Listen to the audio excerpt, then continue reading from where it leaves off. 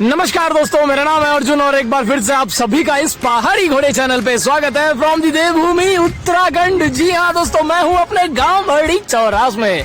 मैं यहाँ कब कहाँ कैसे पहुँचा ये तो खैर रहस्य की बातें, बने रहे शो के अंत तक बताऊंगा आपको। फिलहाल ये शो होने वाला है एक रिचुअल सेरेमनी के ऊपर और वो है श्रीमद् भगवत कथा। जी हाँ, जो हमने अपने घर पे ऑर्गेनाइज कर रखी है। तो दोस्तों, आपने पार्ट 1 में देखा था कि किस तरह हमने अपने घर पे वेदी बना रहे थे पूजा के लिए और हम केले का पूरा पेड़ लेकर ही आ गए थे घर पर। और शाम को तंबू और बम्बू पूरी तरह से बनके तैयार हो चुका था और यहाँ पे कुछ महिलाएं चाय बना रही थी या शायद हमें बना रही थी। और अगले दिन हम निकल पड़े थे सुबह सुबह पंडित जी के घर पर उन्हें रिसीव करने के लिए और साथ में भगवत पुराण को भी रिसीव करने के लिए। जी हाँ, और यहाँ पे देखिए किशोरी आगे चलते थे, पीछे पीछे अपने किशन देव फॉलो कर रहे थे और हम आ गए थे अपने गांव में। जी हाँ, अब हम यहाँ से दिखाएंगे आपको अपना अगला वाला भाग, यानी कि सेकंड पार्ट। चलिए।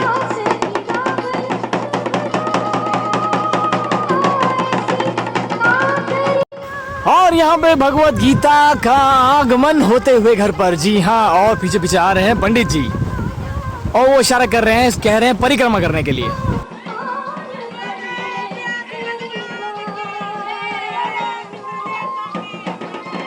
लो जी, आ गई हमारी किशोरियां।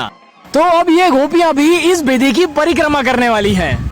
वैसे मान्यता है कि अगर किसी भी मंदिर, मूर्ति या फिर ऐसी सकारात्मक जगह की आप परिक्रमा करते हैं तो आपके शरीर में भी कुछ सकारात्मक ऊर्जा प्रवेश करती है। इससे न केवल आप में शुभता आती है, लेकिन वह सकारात्मक ऊर्जा भी आपके साथ आपके घर में प्रवेश कर जाती है, जिससे कि घर में सुख शांति आती है।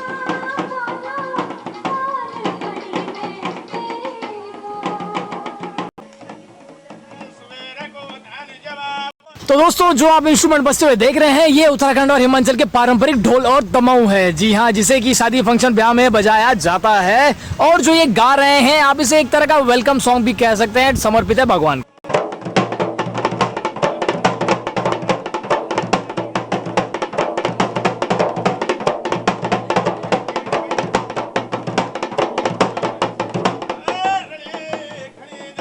तो ढोल दमाऊ तो बजते रहेंगे दोस्तों। आइए एक नजर मारे वेदी पर।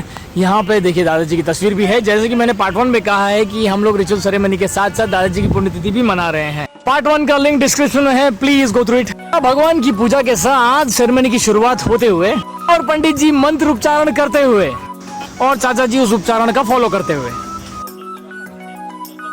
ये है मुख्य पंडित जो ऊपर बैठे हुए हैं और यहाँ पूरा समस्त परिवार एक साथ आ चुका है पूजा के लिए। हिंदू धर्म में पूजा का एक विशेष महत्व बताया गया है और सभी लोग इसे एक खास तरीके से मूर्ति की पूजा करते हैं। मान्यता है कि पूजा करने के बाद हमेशा आरती करनी चाहिए, अन्यथा पूजा अधूरी मानी जाती है और न ही भगवान इसे स्वीकारित करते हैं। आरती का अर्थ है भगवान को याद करना, उनको सम्मानित करना और उनकी स्तुति करना। आरती किसी भी उपासक की ईश्वर के प्रति पूर्ण समर्पण की भावना को दर्शाती है और आरती को भगवान का आशीर्वाद प्राप्त करने का सबसे अच्छा तरीका माना गया है। आरती शब्द संस्कृत शब्द आरातिका से लिया गया है। आरती बत्ती या कपूर से निकलने वाली एक छोटी सी लौ है जो थाली में दीपक के रूप में रखा जाता है।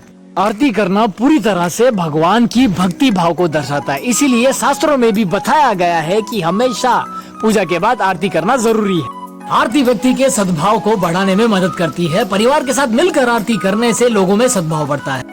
और ये दीवी आपको जहाँ नजर आए, इनके सामने हाथ जोड़े और इन्हें गिफ्ट प्रदान करें, ये आपको आशीर्वाद दे देंगी। Good evening guys. जी हाँ, ये है शाम का समय और आप बिल्कुल सही देख रहे हैं, इस समय पूरा परिवार एक साथ वापस आ चुका है शाम की आरती के लिए। जी हाँ, अभी आप बोल रहे होंगे यार अभी तो आरती कर रही थी, फिर से दोबारा पूछा। जी हाँ, ये रिचुअल सेरेमनी है और प्लस दादा की पुण्यतिथि, तो ये ऐसा ही चलता रहेगा।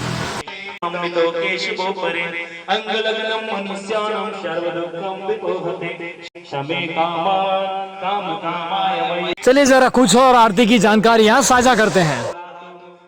भगवान की आरती हो जाने के बाद भक्त दोनों हाथों से आरती उतारते हैं, जिसमें भाव होते हैं। सबसे पहला हमें दीपक के लौ को अपने सिर पर धारण करते हैं, जिसने हमें अपने देवता के नाखूनों और उनके पैरों की उंगलियों के सुंदर दर्शन कराए।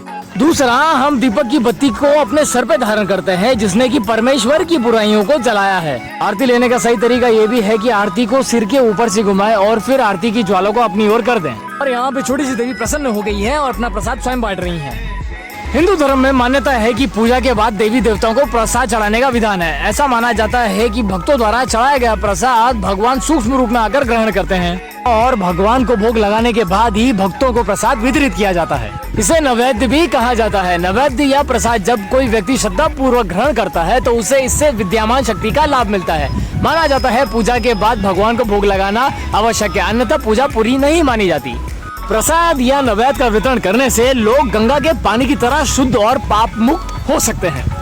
लगातार प्रसाद बांटने से लोगों के प्रति आपके मन में अच्छे भाव भी पैदा हो सकते हैं। इससे आपके प्रति उनके मन में किसी भी तरह का राग द्वेष नहीं रहता और आपका भी मन उनके प्रति प्रेम पूर्वक बना रहता है।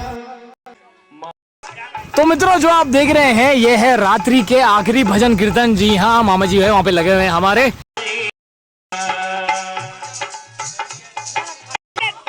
और यहाँ देखिए मित्रों, देवी फिर से प्रसन्न हो गई है, स्वयं में झूमती हुई गाती हुई। हाँ,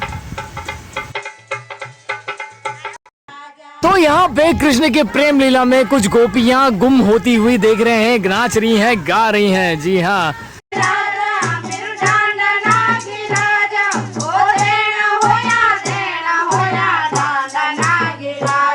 इन गोपियों को नाचने देते हैं कृष्ण के संग और हम लेते हैं आपसे अलविदा। बहुत जल्द मिलेंगे आपको अगले ब्लॉग में। उम्मीद करता हूँ जल्द मिले। क्या करूँ, surviving is a big challenging for me nowadays. Anyway guys, be happy, be healthy, be safe.